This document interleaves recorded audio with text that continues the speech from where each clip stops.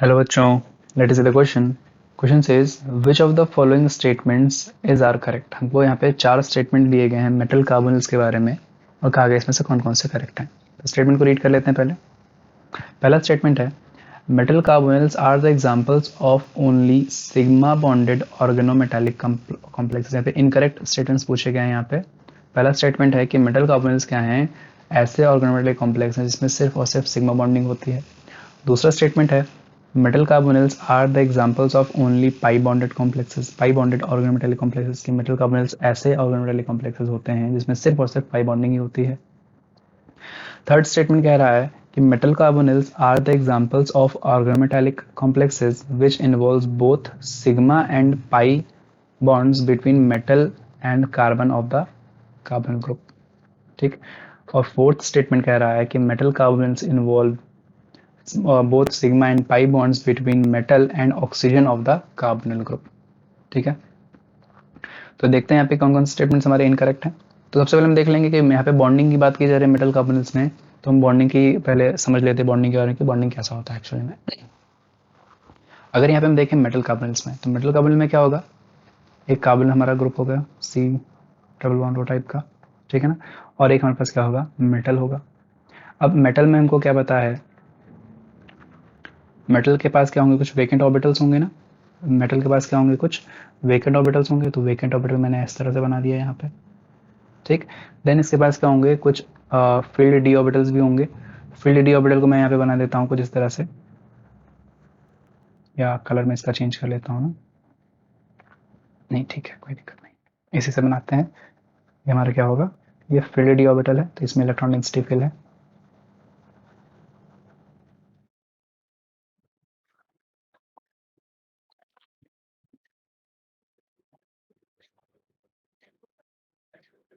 ठीक है ना, तो ये हमारा क्या है, फील्ड डी ऑर्बिटल्स है, फील्ड डी ऑर्बिटल्स। ये क्या है, वेकेंट। ठीक है। अब कार्बोनिल की बात करते हैं, तो कार्बोनिल में क्या होता है, ये सिग्मा बॉन्ड है हमारा। यहाँ देखें अगर हम, ऐसा है कुछ, तो ये सिग्मा बॉन्ड होते हैं, ये पाई बॉन्ड होते हैं। अब अगर पाई बॉन्ड है तो इसका पाई एंटी बॉन्डिंग भी होगा। क्या होगा, पाई एंटी बॉन्डिंग भी होगा। और सिग्मा में इसके पास क्या होता है, एक और इसके पास क्या होंगे, एक बॉन्ड होगा जिसके पास क्या होगी, इलेक्ट्रॉन डेंसिटी होगी, उससे क्या करता है, बॉन्डिंग करता है। क्योंकि इसने तीन बॉन्ड ही बनाए हैं, एक बॉन्ड अभी भी वेकेंट है इसका ना, तो उसमें इलेक्ट्रॉन डेंसिटी होगी। और इसके पास क्या होगा, पाई बॉन्ड है ये, तो इसका एंटी बॉन्डिंग होगा पाई स्टार, वो वेकेंट होगा ना। क्या होगा, एंटी बॉन्डिंग होगा पाई स्टार होगा, तो ये क्या है, पाई स्टार है, ये भी क्या है, पाई स्टार है। ठीक। तो फर्दर यहाँ पे क्या होता है, हम देखें अगर इसमें, तो एक्चुअल में इसमें क्या हो रहा होता है कि जो मेटल कार्बोनिल है वो सिग्मा बॉन्ड के जरिए इलेक्ट्रॉन डेंसिटी डोनेट करता है। सिग्मा बॉन्ड के जरिए क्या करता है, इलेक्ट्रॉन डेंसिटी डोनेट करता है। और वहीं on the other hand metal के पास जो मेटल के पास जो फील्ड डी ऑर्बिटल्स होते हैं, उनकी जो इलेक्ट्रॉन डेंसिटी है वो अपने वेकेंट पाई स्टार में, वेकेंट एंटी बॉन्डिंग में क्या करता है, एक्सेप्ट भी करता है। ठीक है, तो ये ऐसे एक्सेप्ट भी इसको करता है इलेक्ट्रॉन डेंसिटी को। तो यहाँ पे क्या होता है, ये पाई बॉन्ड का फॉर्मेशन करता है। यानी कि मैं यहाँ पे क्या बोल सकता हूँ, मैं यहाँ पे बोल सकता हूँ कि जो मेटल और कार्बोनिल्स होते हैं क्या करते हैं, ये सिग्मा बॉन्ड का भी फॉर्मेशन कर रहे हैं और पाई बॉन्ड का फॉर्मेशन भी कर रहे हैं। ठीक है ना। और यहाँ पे जो सिग्मा और पाई का फॉर्मेशन और किसके बीच में हो रहा है, तो मेटल एटम तो है ही, और कार्बोनिल के कार्बन के से जो है यहाँ पे मेटल और कार्बोनिल के कार्बन के बीच में सिग्मा और पाई बॉन्ड्स का फॉर्मेशन होता है।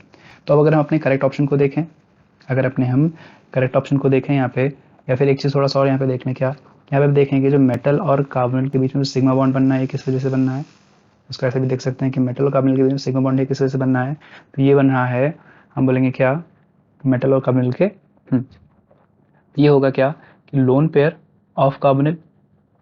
कार्बोनिल के पास लोन पेयर होगा ना, ये लोन पेयर की वजह से तो होगा, जो चौथा बॉन्ड बनाने के लिए ट्राई कर रहा है यहाँ पे। तो lone pair of carbonyl, carbon to vacant orbital of metal atom. Sigma bond बना है, कैसे बना है, ये जो कार्बोनिल कार्बन के पास जो लोन पेयर है वो उसने बॉन्डिंग की है किसके साथ, जो वेकेंट ऑर्बिटल है मेटल एटम का, सिग्मा बॉन्डिंग हो गई। वहीं ऑन द अदर हैंड जो पाई बॉन्ड बना है वो कैसे बना है, वो बना है जो फिल्ड डी ऑर्बिटल्स हैं, field D orbitals of metal atom, of metal atom या फिर आयन बोल सकते हैं यहाँ पे, डोनेटेड टू एंटी बॉन्डिंग। कहाँ डोनेट करता है ये, एंटी बॉन्डिंग, एंटी बॉन्डिंग क्या, पाई स्टार में, एंटी बॉन्डिंग ऑफ कार्बोनिल, ठीक है ना। तो ये हमने देखा कि पाई बॉन्ड और जो सिग्मा बॉन्ड का फॉर्मेशन था वो कैसे होता है। तो स्टेटमेंट देखें कौन कौन से करेक्ट हो जाएंगे। पहला स्टेटमेंट कह रहा है कि metal carbonyls are examples of only sigma bonded, तो क्या यहाँ पे सिर्फ और सिर्फ सिग्मा बॉन्ड बनना है, तो हमारा ऑप्शन क्या हो जाएगा, ए इनकरेक्ट हो जाएगा। ऑप्शन बी में कह रहा है ओनली पाई बॉन्डेड कॉम्प्लेक्सेस हैं, तो ये भी इनकरेक्ट हो जाएगा। ऑप्शन सी में कह रहा है कि are the examples of organometallic complexes which involve both sigma and pi between metal and carbon of the carbonyl group, तो ये बिल्कुल सही बात है कि मेटल और कार्बन के कार्बन के बीच में यहाँ पे बॉन्डिंग हो, हमने देखा भी, तो ऑप्शन सी हमारा क्या हो जाएगा, करेक्ट हो जाएगा। ऑप्शन डी में देखें, metal carbonyls involve both sigma and pi bonds, ठीक है, between metal and oxygen of the carbonyl group, यहाँ पे बॉन्डिंग किसके बीच में हो रही है, मेटल और कार्बोनिल के कार्बन के बीच में हो रही है, ना कि कार्बोनिल के ऑक्सीजन के साथ हो रही है, तो ऑप्शन डी हमारा इनकरेक्ट हो जाएगा। क्वेश्चन में पूछा गया था इनकरेक्ट कौन कौन से होंगे, अब हम लिख देंगे क्या, incorrect statements, incorrect statements are option A, option B and option D, यही हमारा करेक्ट होगा। I hope you understood, best of luck.